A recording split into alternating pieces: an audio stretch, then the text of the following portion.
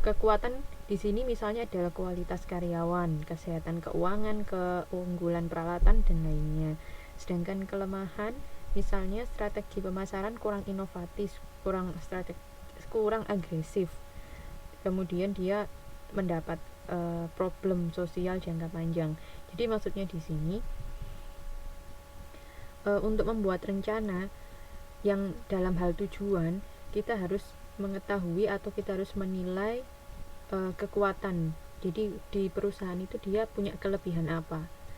Apakah karyawan kita itu lebih unggul dari yang lain, atau sumber daya kita misalnya peralatan kita lebih canggih daripada yang lain. Itu kita harus menilainya. Kalau lebih canggih, maka kita membuat rencana tujuan ke depan nanti seperti apa, seperti itu.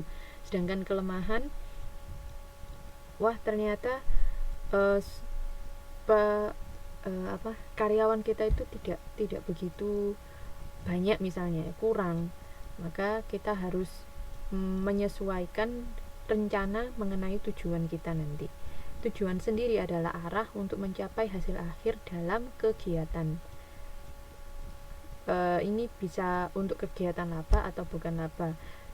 Misalnya tujuan perusahaan kan ada yang untuk mencapai laba yang banyak, ada untuk yang misalnya agar bisa dekat dengan masyarakat sekitar, kan ada yang seperti itu dulu tujuannya. Maka itu sebelum menetapkan tujuan, perusahaan harus memperhitungkan tiga hal tersebut. Oke. Kemudian tujuan juga dapat dibedakan menjadi tujuan umum dan tujuan khusus. Teman-teman silakan dilihat di buku. Tujuan umum itu tujuannya dinyatakan secara luas atau kedudukan di waktu yang akan datang dan hasil akhir dari aktivitas perusahaan dalam jangka panjang. Di sini ada contoh-contohnya untuk menciptakan dan memelihara lingkungan perusahaan, untuk pertumbuhan produk yang dijual dengan cara mengusahakan produk baru dan memasuki daerah pasar yang baru, dan ketiga untuk memperbaiki kehidupan sosial dan ekonomi masyarakat luas. Jadi tujuannya itu sangat umum. Nah, kalau umum itu luas, artinya tidak ada angka khusus yang akan dicapai. Itu tujuan secara umum. Kalau tujuan secara khusus, tujuannya melukiskan ruang lingkup yang jelas serta memberikan arah kepada usaha yang dilakukan dalam jangka pendek. Kalau umum dalam jangka panjang, menjalin hubungan dengan masyarakat itu kan secara umum dan secara jangka panjang. Kalau secara khusus, dia jelas, rinci apa yang mau dilakukan, tujuannya apa itu rinci. Kemudian dia jangka pendek. Misalnya, tujuan pertumbuhan tahunan 4% dari jualan untuk 5 tahun yang akan datang. Tujuan laba 15%. Jadi tujuan khusus itu lebih rinci, lebih jelas, dan jangka pendek. Oke. Ini untuk jenis rencana. Ini tujuan umum dan tujuan khusus sudah saya jelaskan tadi. Kemudian yang kedua adalah jenis mengenai kebijakan dan aturan. Aturan atau rules adalah petunjuk, perintah, larangan, kompensasi, hak, sanksi, dan kewajiban dalam melaksanakan pekerjaan. Sedangkan kebijakan atau policy, petunjuk menyeluruh secara lisan, tertulis, atau yang diimplikasikan. Kebijakan berisi batas umum dan arah tindakan yang akan dilaksanakan. Oke. Kemudian ada metode dan standar. Metode itu cara yang ditetapkan untuk melaksanakan suatu tugas tertentu. Sedangkan standar adalah kesatuan pengukuran yang ditetapkan sebagai patokan dalam melaksanakan pekerjaan. Metode itu misalnya di sini ada, kita nanti akan belajar yang disebut masuk pertama keluar pertama. Teman-teman sudah pernah mendengar istilah itu? Mungkin dari akuntansi, pengantar akuntansi. Masuk pertama keluar pertama, FIFO, first in first out. Nah, ini disebut metode, ya. Nah, metode ini termasuk dalam rencana, ya. Kita mau menggunakan metode apa, seperti itu juga kita direncanakan. Kemudian standar itu mengenai patokannya. Di sini contohnya dia menggunakan angka-angka, jadi patokan harga misalnya, standarnya seharga 1000 misalnya, maka kita menggunakan 1000 ini sebagai standar, seperti itu. Nah, sekarang strategi yang keempat adalah jenis rencana, strategi, dan organisasi.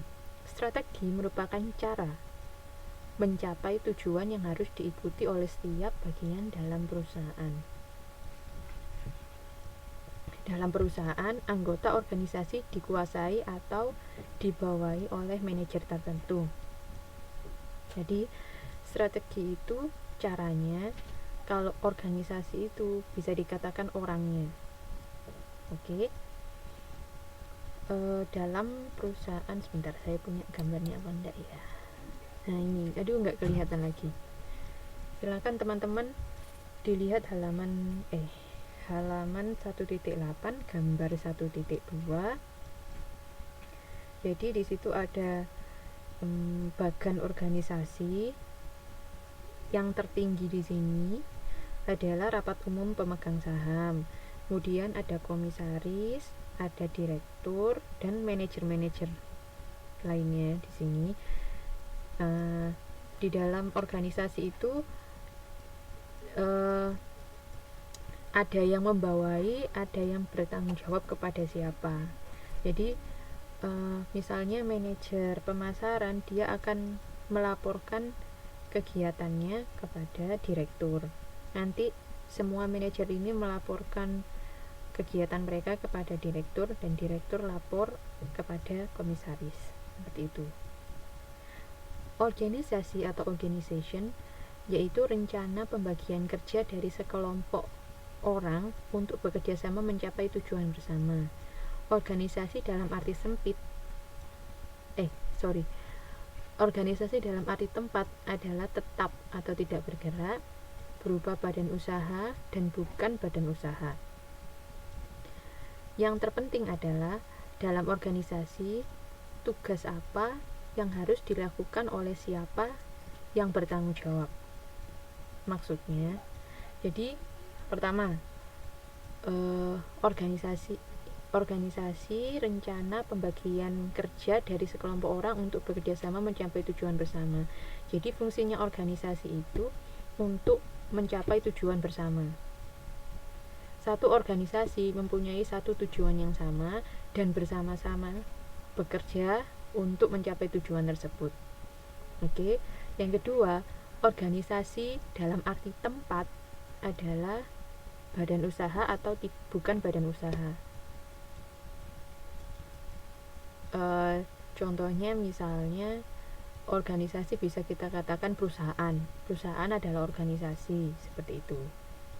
Bisa termasuk badan usaha atau bukan badan usaha. Nah, yang terpenting di sini bahwa kalau ada dalam suatu organisasi, tugas apa dilakukan oleh siapa yang bertanggung jawab. Contohnya,